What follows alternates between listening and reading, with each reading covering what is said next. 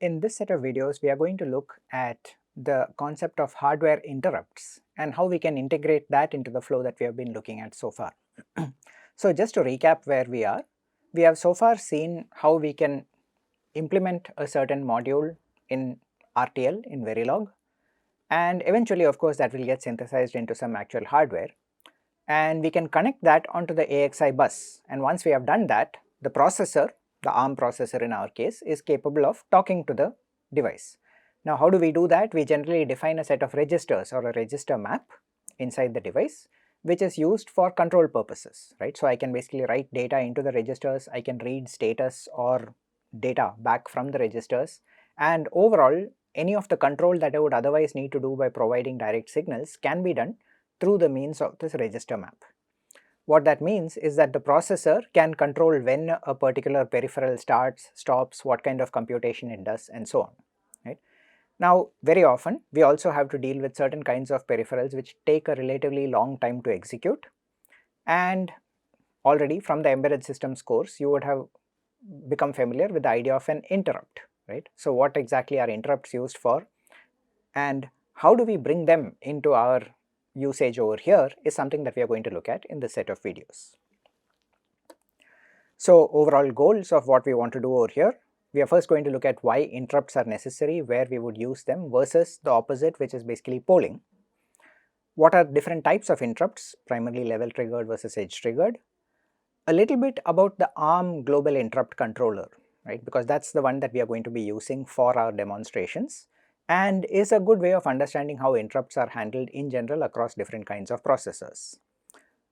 So having understood all that background, we would like to add the IRQ or interrupt request capability to our smart timer, the example that we have been looking at from the beginning. Now how do we wire that up? How do we connect up the signal which is provided in the RTL Verilog to something that can be used as an interrupt signal and be fed back into the processor? We need the device tree, or rather we use the device tree in order to provide that information to the OS kernel, right? Okay, so let's start by a bit of a recap, because you would be familiar with most of this material already because of the fact that we assume that you already have covered the embedded C programming part of things, right? And in embedded microcontrollers in general, the idea of interrupts is well known, right? What exactly are we doing? We have some kind of a computation or some kind of a peripheral that is doing some work. It might be actually performing a computation, it might be receiving data over a network, it might be interacting with an external system by sort of actuating something and waiting for a particular task to get completed. Now in each of those cases, the processor, which we know is running at a fairly high speed, hundreds of megahertz typically, right, is usually working much faster than this peripheral that we are interested in. And at the same time, the processor needs to know whether that peripheral that we are talking about has completed its work. Now the typical, or rather the simplest way of doing it would be to use the approach that's called polling, right? Now what does polling mean? It basically means that we are going to keep reading from some particular bit, a status register somewhere, right? And this particular formulation, right, read status, never mind the read L is basically the function call that would be used in the Linux kernel, but in general a direct read from a memory location is what we are talking about. What we would do is read from an address, which in other words is actually going to be reading from a register inside the peripheral. This ampersand signal is used in order to perform a bit masking, right? We have a bit mask which basically tells us which of the bits present in that particular status register is the done bit, and we sort of do this check over here, right? And what this particular kind of phrase over here means is keep reading the status, checking whether the done bit in that is set. If it is not set, remain in this while loop, okay? So what does that exactly do? If you look at it from the processor's point of view, it means that it needs to go check the status. If the status is not satisfied, or rather while this not condition over here is satisfied, it remains in the while loop, right? Which means it goes right back, once again reads from this, performs this AND operation, performs the NOT operation, checks whether the condition is satisfied, once again goes back, repeats. So the CPU in other words is busy doing useless work essentially, right? Why do I call it useless? Because it's just checking the same thing again and again, right? It can't do any other work during this time. And not only that, the fact that you have to keep reading from an external port and performing some computations inside the ALU means that it is also burning power, right? And after the while loop is done, we basically go and we process the result. Now this is bad from multiple points of view. The most obvious one from a microcontroller's point of view would be the fact that it wastes power. But from a more powerful processor's point of view, it's not just wasting power. During this time, it would be nice if the CPU could be free to do something else. And the way that we would handle that would be to say, okay, look, is there some way that I can get rid of this while loop? And instead of that, have some other way by which I can basically wake up this particular thread or this particular piece of code and jump straight into processing the result at some point in time, but only when whatever it was that I was looking for, in other words, is the status done, when that condition is satisfied. Okay. So polling, in other words, is logically a very simple and straightforward way of solving the problem that we have, which is I have started a task, I am waiting for it to complete. I keep checking until it gets completed, right? The alternative is to use the interrupts, right? And in interrupts, what happens is the CPU registers a handler, right? And this is all terminology that we will be repeatedly using again. A handler is basically a function typically written in a language like C, okay? And register a handler means that we expect that there is some kind of an operating system available to us. If it is not an operating system, the hardware itself has some notion of interrupts, right? As we will see, there is something called an interrupt controller, and within the hardware itself there is a way by which I can give the address corresponding to a particular function, and that function is considered the handler for that particular interrupt. So in the hardware of my processor, I might actually have something called an interrupt table, which tells me that if a particular kind of interrupt occurs, then go call this particular function, right? So we need to of course write the function that's creating the handler, and we need to register it with the CPU, which tells us that if this particular interrupt occurs, then go call this function.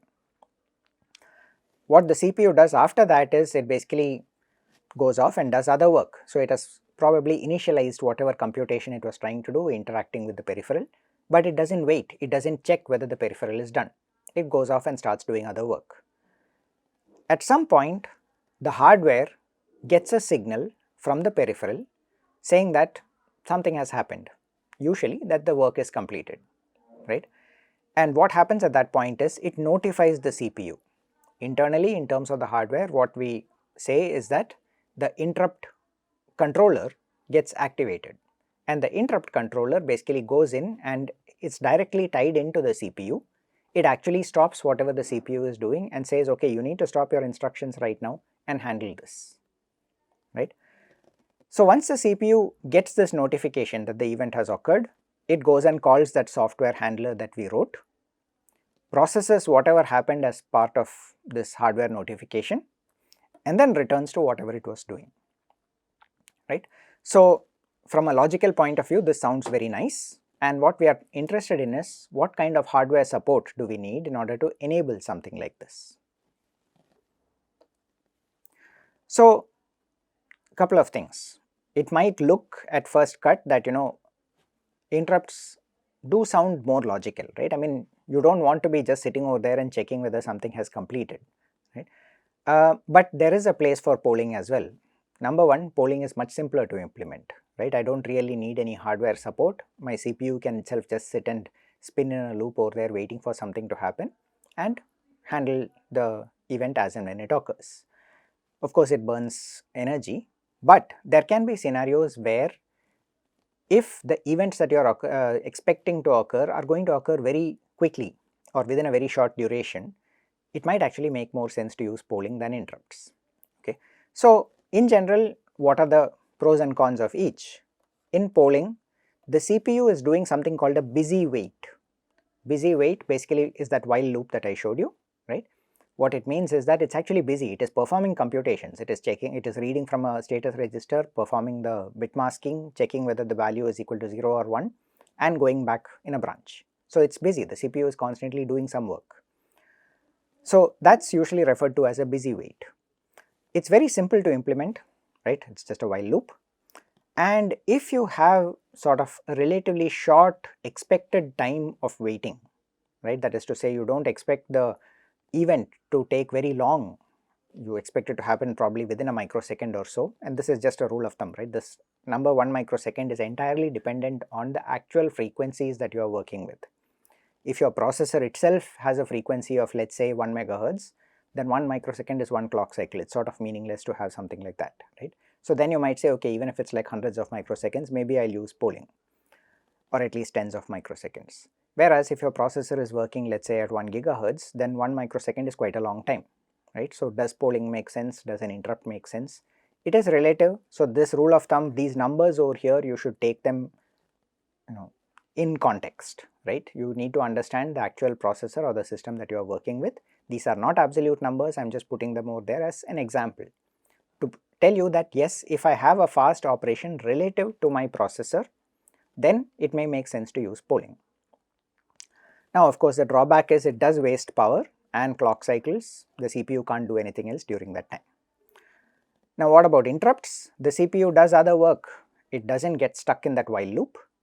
It is event driven, and this is a very useful approach or paradigm of computation, right, which basically says that my CPU is doing useful work pretty much most of the time, and whenever an event happens that it needs to respond to, it will actually go ahead, switch context, do whatever needs to be done over there, and then come back. In general, this can make it very responsive, right, meaning that I can actually allocate the time spent on processing different kinds of events relative to how frequently those events occur in the first place, right.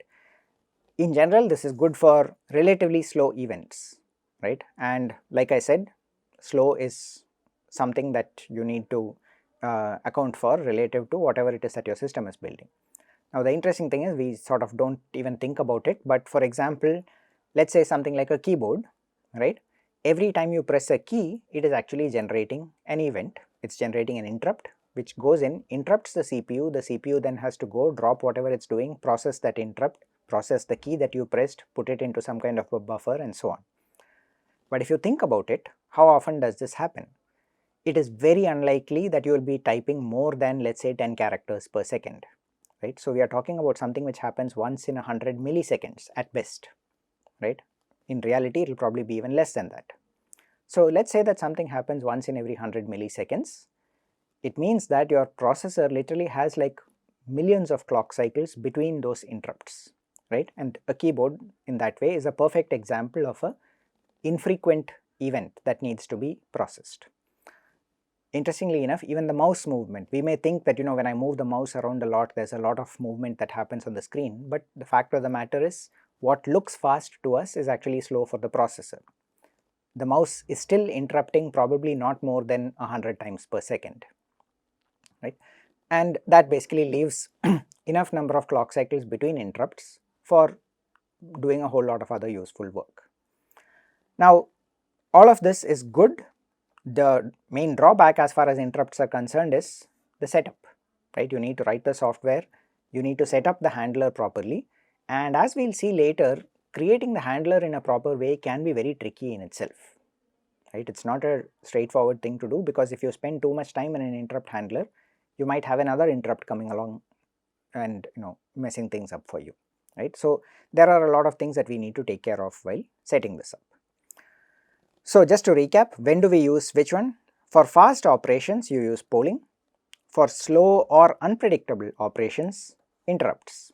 And in general, for infrequent events, you prefer interrupts. Okay. Now, in the context of a processor, there are typically two types of interrupts that are common. One is what is called the level triggered interrupts, and the other is so-called edge triggered interrupts.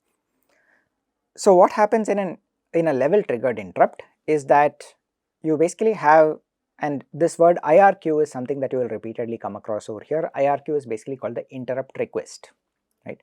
So the IRQ signal is asserted. This is an event that is generated by the hardware, right. So whatever peripheral it was, it could be a keyboard, it could be some custom peripheral that you are creating, it asserts an event. that causes the interrupt signal to go high. Now the point is, since it's a level triggered interrupt, what we assume is that that signal is going to stay high until it is explicitly cleared by software. It's not going to get automatically cleared on its own. So the software has to sort of acknowledge the fact that it saw the interrupt, right? This makes it safe. You can't miss an interrupt. Let's say that you are doing some other work, it doesn't matter, this interrupt will stay high until somebody attends to it. Okay. It requires an acknowledgement, and most memory mapped IO peripherals, including the ones that we will be looking at, prefer to use level triggered interrupts. Okay. So the fact that it requires a software acknowledgement means that you need to have a handler, if not the signal is just going to go high and remain high. How you implement the handler and so on, of course, determines how effectively you can use this, but the safety part of it is a very useful feature to have. There are other kinds of interrupts which are what are called edge triggered, right? In this case, what happens is the IRQ signal basically comes as a pulse, and what this means is the hardware actually just needs to look for this transition, right? And the pulse goes back down on its own. It does not wait for a software acknowledgement, right? So what's the implication of that? One of the things that you can immediately imagine is that if it's not handled quickly, you can actually miss that interrupt, because let's say that during this time possibly you were handling some other interrupt, you simply could not respond, and so you basically did not see that such an event had occurred over here. You miss the interrupt because it doesn't stay high until you acknowledge it, right? So it's possible to miss. The good part is it does not need an acknowledgement, right? But there can be certain scenarios, especially when you are dealing with, let's say, there's a particular, it could be something, as simple as, okay, I'm trying to have a camera that detects lightning flashes, right? And every time there's a flash of lightning, it's going to trigger something. Now that is an edge trigger, right? Because what is happening over that is the lightning flash will cause something to happen, and the lightning is not going to stay there and wait for you to acknowledge it, right? So the trigger itself is an edge trigger, and especially for these kind of external signals that are not related to what is happening within your CPU, you tend to have these kind of edge triggered interrupts, right? If it's a peripheral that is in your control, something like an MMIO peripheral that you are creating, you would probably prefer to use level triggered interrupts. But if it's an external signal that is not entirely in your control, then you might have to deal with an edge triggered interrupt, right? It is also used in the context of what are called MSI or message signal interrupts. This is an interesting kind of interrupt which is so called in-band signaling. Things like the PCI bus, what they do is they allow you to send a specific kind of a message as part of the data itself, which is interpreted as an interrupt by the system, right? We are not going to get into the details of that, it's just that there can be scenarios where this happens. Now very often edge triggered interrupts, what might happen is the controller might decide that it wants to sort of hold on to it, and it might decide that if the edge is there, it will do some other internal logic where it retains some signal to be high until it is software acknowledged, right? The important thing to keep in mind is, just like in the case of lightning, right? I could have an interrupt over here, and even if my interrupt controller decides that it's going to hold it and keep it high until I acknowledge it in software, I could just as well have another interrupt somewhere else even before it's been acknowledged the first time, right? And that's not really in my control. So these are different ways by which you can have an external entity interacting with your CPU. In our case, since we are primarily interested in peripherals that we will be creating and attaching to our CPU, we will be mostly looking at MMIO peripherals, and therefore the focus will be more on level triggered interrupts.